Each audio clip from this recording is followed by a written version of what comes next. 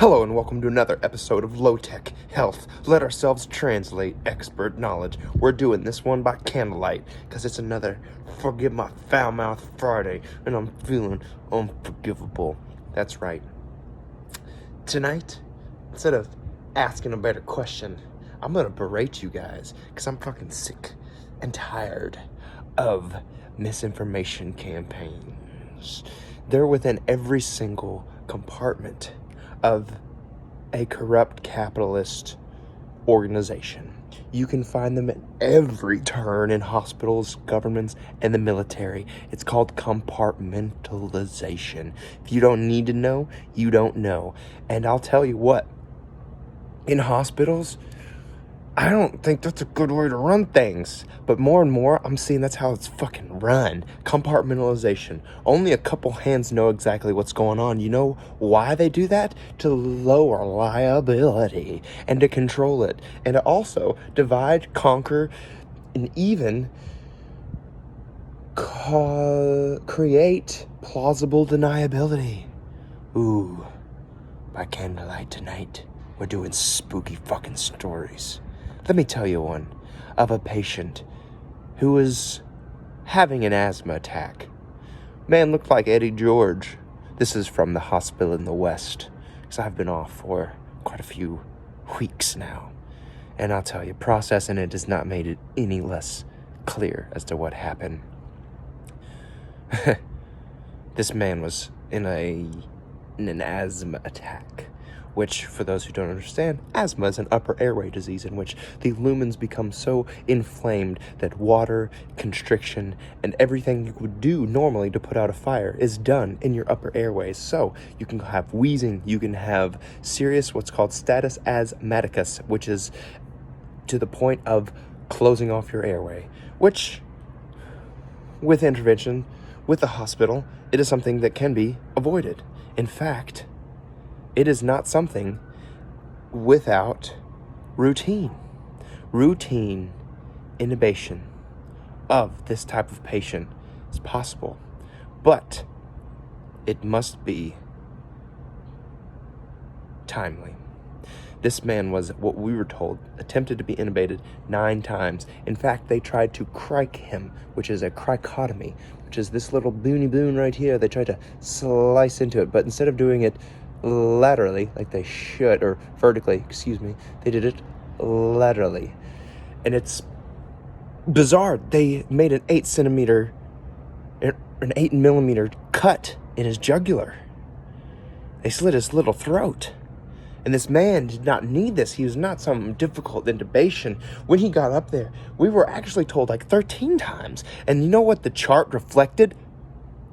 4 attempts. But he was not breathing and was paralyzed. Over and over, he had to have been for an hour and a half. An hour and a half. So this man is brain dead, basically. He's not brain dead by the sense of his brain doesn't send the signals to pump its heart and to continue to breathe on somewhat of a reptilian basis, but he is not going to be able to rise up to consciousness and talk to us ever again. He's in a permanent coma, and it's a 30-something-year-old asthma patient who just happens to be homeless.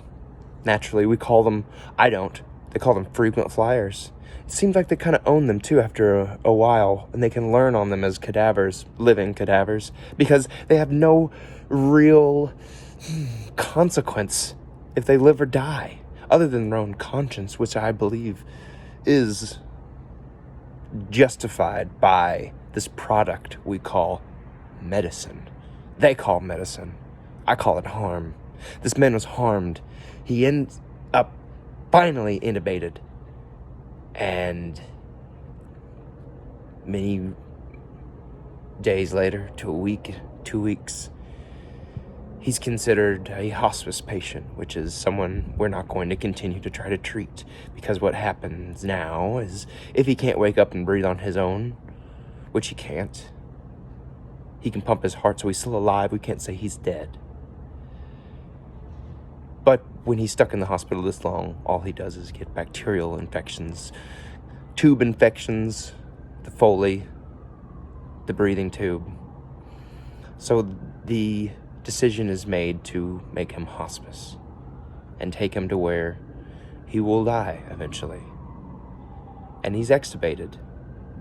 And this is a man who, the night before extubation, I was working, has no ability to rise up out of the coma that he's in, to make eye contact, to look, to track, to make any attempt to recognize you are there.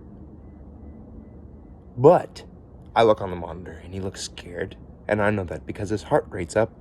And I look at him, he's sweating, he's diaphoretic.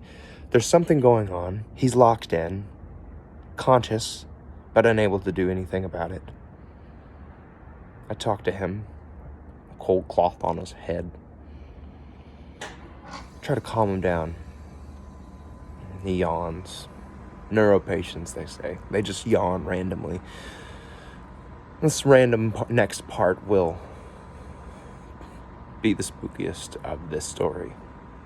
That day, he's extubated. He doesn't just stop breathing, because like I said, there's a reptilian instinct still firing within his brain, even though he has been murdered iatrogenically, neurologically, to be never the man he was before. He starts crying and then laughing. On his way to hospice. What did we talk about, I say? We talked about how he has a body. He's not a body. And whatever happens to him, he remains intact. And then I prayed that prayer, they said, works. What the Father who art in heaven, hallowed be thy name. Seems like a good strong one.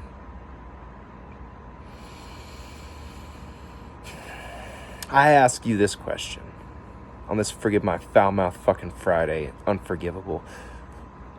Did he get health care?